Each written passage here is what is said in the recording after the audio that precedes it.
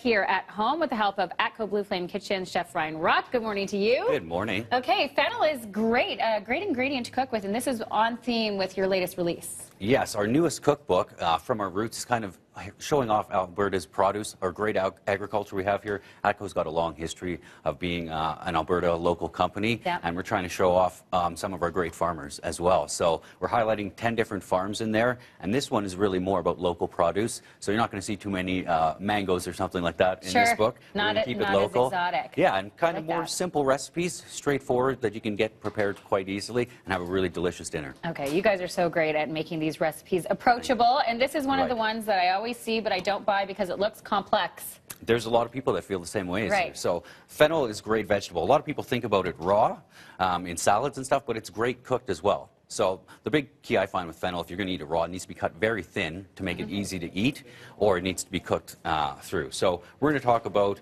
a honey and garlic roasted fennel. Delicious. So, do you use all of the vegetable? Well, you can use the fronds, which are great. Some of the skinnier parts could be put into salads, but normally when we're going to cook it, we get rid of most of that on top. Yep. And like I said, you can keep some of these fronds. They are great for garnish and have a great kind of anise flavor. Sure. So we'll keep some of those. Some of the root on there, we're going to cut some of that off as well. We don't want too much of that root in there, but a little bit will help it kind of hold together. So I'm just going to cut it in half now. See that? The root's kind of holding it together, and then I can cut some thin wedges. Aha. Okay, so the root isn't too tough, that sort of core piece of it, that's not too tough. It's not too tough when you cook it. If you eat it raw, it can be a little bit too crunchy unless you slice it super thin. Got it. So we've got some cut up already here, which I can just add to. And you mentioned the flavor of the fennel, which is kind of like licoricey. Yeah, that black licorice anise flavor, which I love. Totally. It's a great flavor, and it gets a bit more mild when you cook it. We're going to add some flavoring in here. We're going to add some fresh thyme, which you can grow in your own backyard here. It grows quite well in Alberta. Garlic, of course. We need some of that. Also grows quite well here. And then...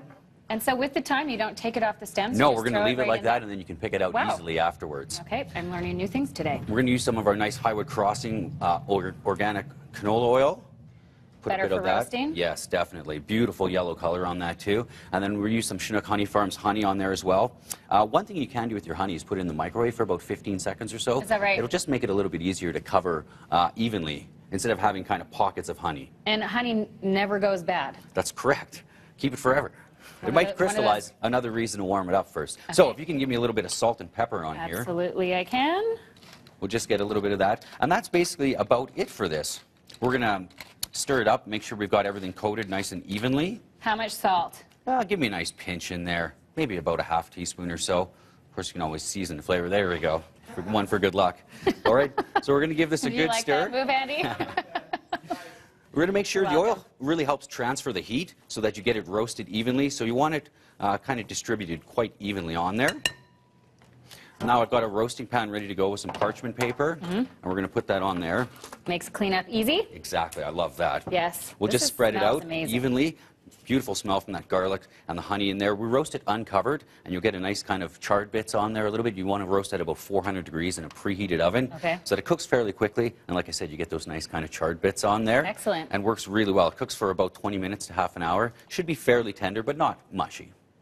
Can I just throw you a curveball here and say, can you do this on the barbecue? Actually, you can do it on the barbecue. I would do it in a grill pan for sure, but you could definitely do it on the barbecue. The one thing you do want to watch out for is you might want to keep your garlic more whole so it doesn't burn too much on the barbecue. But you could definitely do this one on there. Just make sure you keep moving it around every once in a while on the barbecue. Excellent. Thank you so much. A delicious new recipe featuring ingredients that we can find right here at home. Thank you, Chef. Thank you for having me. And I asked